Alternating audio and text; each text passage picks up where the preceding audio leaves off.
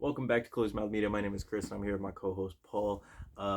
Episode 5 of WandaVision review reaction. This is the craziest episode. This is one of my favorite things Marvel has ever put out. Is just this singular episode. I'm gonna go rewatch it as soon as we do this review. Same. That was incredible. I love that beginning to end. Paul, just take it away. Say something. Hey, what's going on? My name is Paul. Like Chris said, it was my favorite episode thus far. I love how we're getting back on the storyline. Not that the last episode was bad or anything, but getting right back into it. A lot of crazy stuff happening.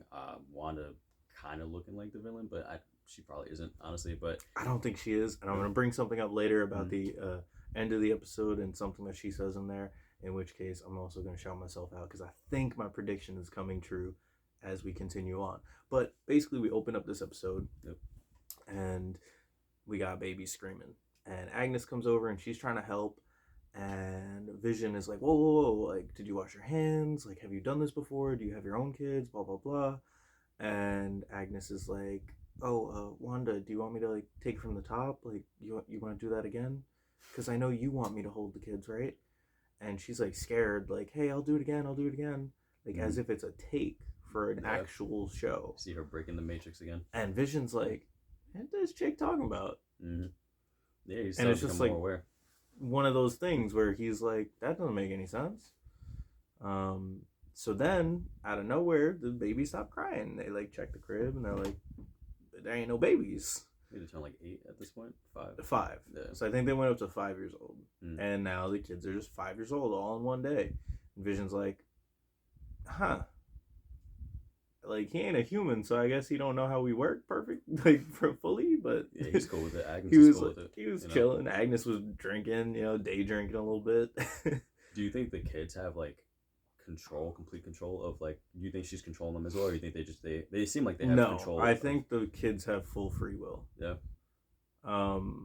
Because, and I think they kind of showed that, and it was a scene that was just played off as comedy, but I think it was a significant scene because the way they showed that she's not controlling them is that she says, oh, Vision, can you go get this thing for me, the binkies?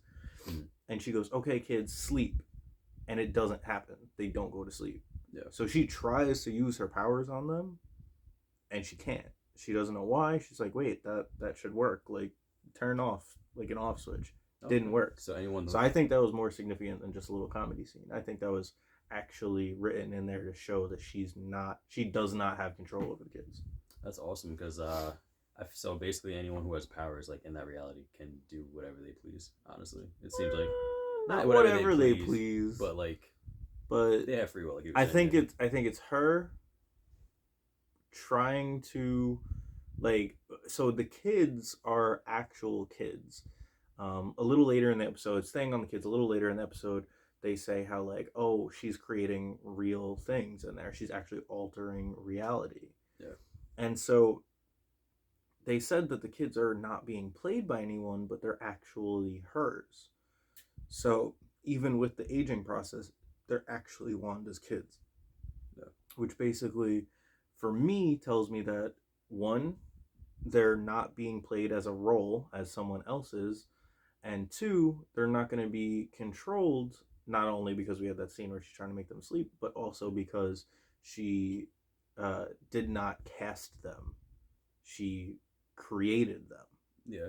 So there's a difference there, for me at least, from how I saw it. Yeah, we also see another scene of basically where they're in the kitchen. Agnes comes over with the cage for, like, the dog. She just pops up. Yeah, they get a cute little dog, Sparky. Yeah, and then Vision comes in the room and he's like, we're having a dog, and she's like, yeah, I guess so. She's like, can we keep him? And he's like, oh, like when they're 10, and then they kind of just like they just age up, transition to 10. And that was another scene where Vision noticed something weird, where Agnes shows up and has exactly what they need, which is a dog little wooden pen thing. Yeah. And he's like, huh, you just show up with exactly what you need. And then right after that, Agnes says, oh, I saw him through the mirror, saw that you got a new dog, or through the window. And I'm like, that was definitely Wanda trying to tell her, like, say this shit so he doesn't notice. Yeah, exactly. Because, like, why is she peeking through the window? Like, I don't know. She's a creepy neighbor. I'm telling you, as we get towards the end, I'm going to say this, but there's something about Agnes. I'm still sticking with that from the start. So going through the middle of the episode, then we get to a scene where they're realizing kind of you have a kind of trio of Monica Rambeau, of Darcy Lewis, and of FBI agent Wong. I believe so. I think it's Wong. Anyway, so they're basically like going through their little thing and they're trying to figure out what's going on, blah blah blah. And they figure out, okay, what if we send something in there that doesn't have to be like transformed? What if it fits the time period? So they get, I think, what was an old drone. They could have done a better job, yeah, like drone came describing that it was old, because it looked like a modern, sick like drone to me. Yeah, it had missiles on it apparently. Something. Yeah, so Monica Rambeau is manning this drone, and then it sees the two kids, Billy and Tommy, and then Wanda, and Wanda's like, nah, fam. And then they try to shoot her with a missile, and that doesn't work. And Monica didn't know about that either, so they're like, Monica's at kind of a little war going on between Monica and this director guy, and Monica's saying that Wanda's not a bad person, but the director guy's like, yo, she doesn't have like a hero name like everybody else does, like, which I really hope they start calling her Scarlet Witch at the end of this, and she gets that name, because that would be fantastic. So yeah, she basically, and right before that, before she walks out with the kids to see the drone, they're talking, and she tells them, they ask, oh, do you have a brother? Because she's talking about how Billy and Tommy are brothers. And she goes, yeah, but he's really far away. And when she heard something outside, I honestly thought it was going to be Pietro. I said it to Paul, I was like, it's Quicksilver, it's Quicksilver. It wasn't him. So it was the drone. She drags this fucking drone. This is my favorite part of the episode. Was yeah. I mean, I literally, what did I do? You tell the people. Nah, you were like jumping up and down in your bed. You were like, yo. I paused the episode too. Had to digest that. I literally paused the episode. I was like, I need a second. I need to breathe. Because. Nah, she just came out. She was just like, yo, like, you need to leave me, my family, and everything that I own back there alone. She is my favorite character in Marvel. That's it. I thought she was going to throw the drone and like hit somebody. I really thought she was going to do that. So she drags the drone out. She's in her Scarlet Witch gear. Not the classic comic book one, but the one that she wears in like the Avengers movies. And she goes, this yours? Tosses the drone at the dude. Just says, here you go. You can have it back. And they got like 20 dudes just ready to shoot this chick. Laser sights on her. She ain't sweating though. Know who she is? I wouldn't sweat either. Like, what? She basically gives them a speech. You could hear her accent come through a little bit because she's angry. And then basically it ends with her. Monica's trying to like reach through, like, I'm an ally. I'm not a bad person. Like, I'm not trying to do this. That's that dickhead. And then Wanda basically is like, listen, y'all ain't gonna fuck with me anymore. And that's it. And then, she creates this little red ball thingy in her hand, doing all the weird finger shit. Some magic. And then just like turns her hand over and goes, and turns around and starts walking off like a boss.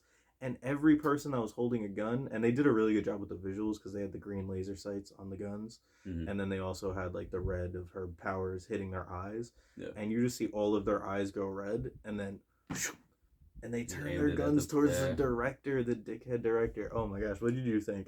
Honestly, that was fire. I was scared for him a little bit because I was like, if they kill him, that's messed up. I was kind of hoping for. Nah, I didn't think they were. I knew they weren't gonna kill him because he's like playing the antagonist right now. Nah, that would have took a weird turn because I'm like, now she's killing people, like killing people. Nah. So we progress on, and now I'm gonna get to the point that I was gonna say earlier. So shout out to myself because I'm pretty sure I'm correct on this. Basically, a big scene happens where Vision goes to work, and they send an email through that says, the Maximoff hex or whatever, and it's like a coded message, and it tells Vision like what's going on somewhat. And then he like unlocks Norm's head, and Norm is like, oh my gosh, I need my phone, my cell phone. I need to call my sister, she's taking care of him, blah, blah, blah, blah. And then he puts him back. And he's like, all right, that was too much. Go back to sleep. And so he like realizes like, oh shit. And he was like reaching for a phone. And yet this guy Norm in the play or the show or whatever doesn't even know how a computer works or an email works. So now you're like, shit, this is a real guy, and Vision starts to realize. So we skip ahead to Vision getting home, and he confronts Wanda.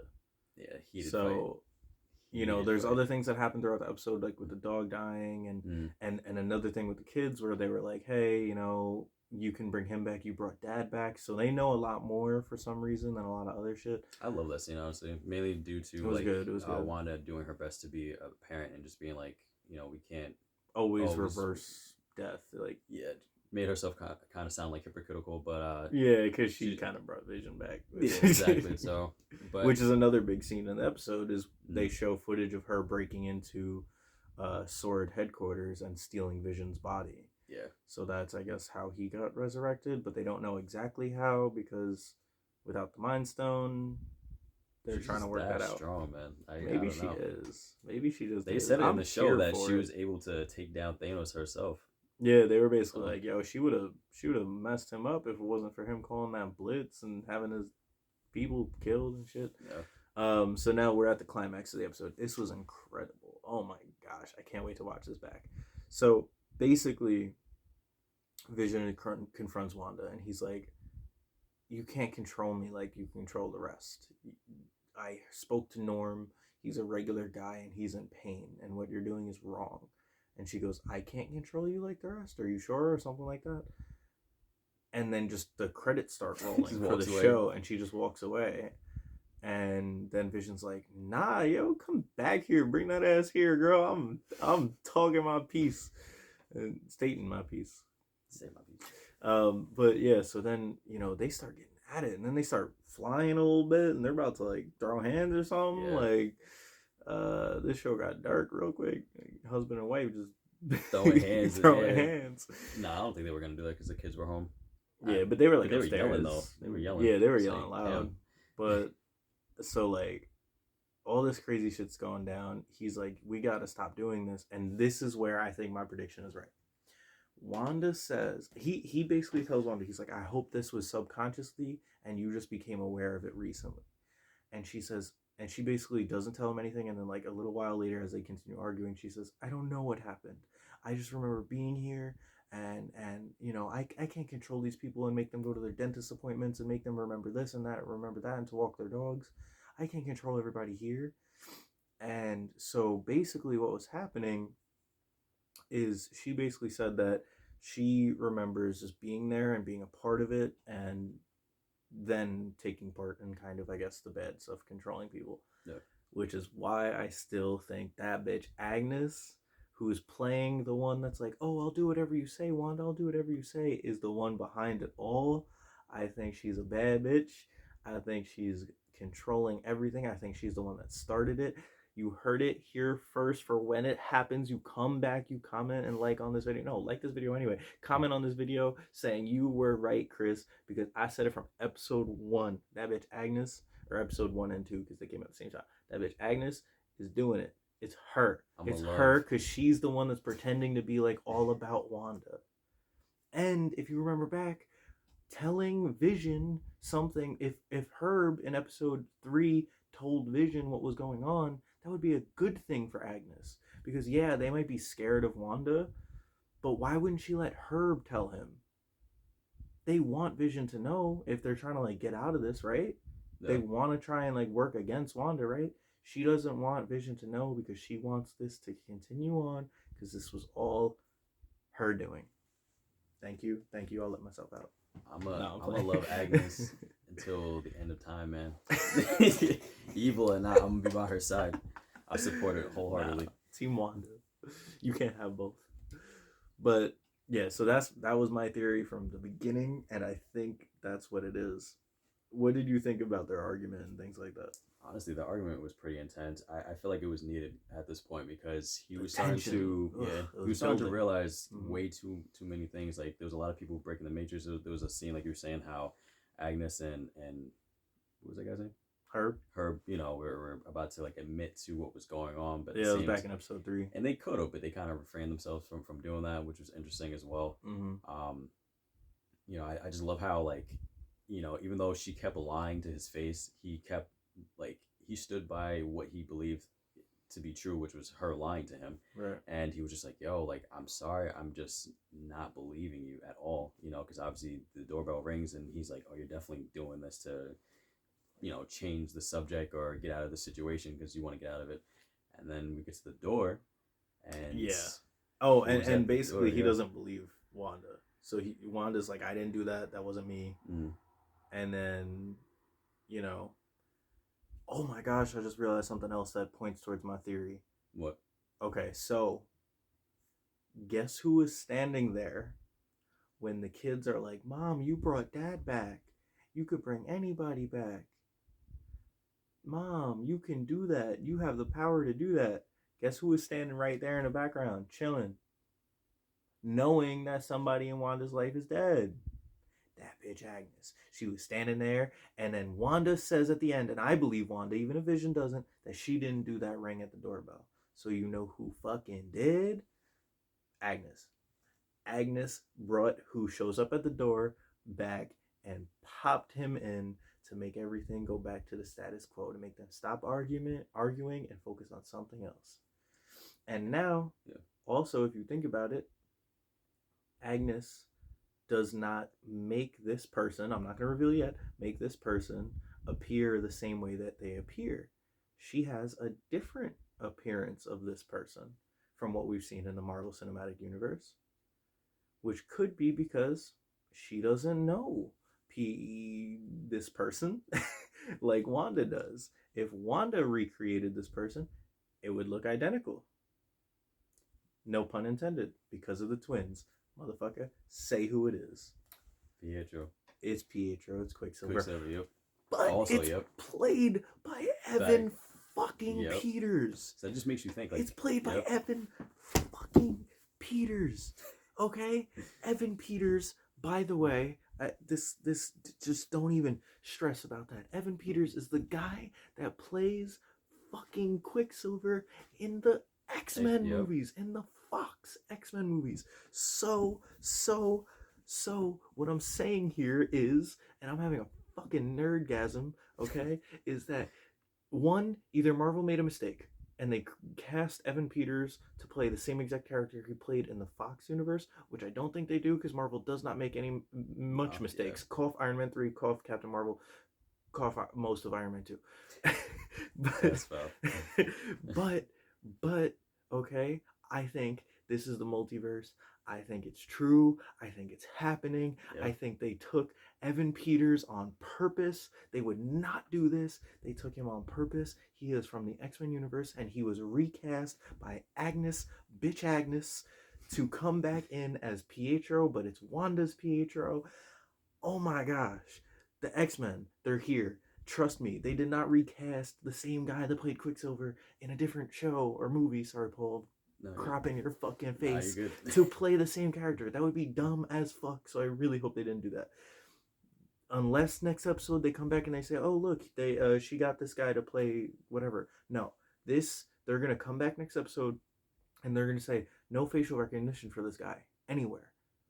And they're gonna be like, "How is that even possible? He's a grown ass man. We should have facial recognition for him because he's not from this universe. He's from the Fox X-Men universe. They crossed that shit over before they're doing the Spider-Man crossover with the old Spider-Man movies and the old Spider-Man villains like Doc Ock and Electro.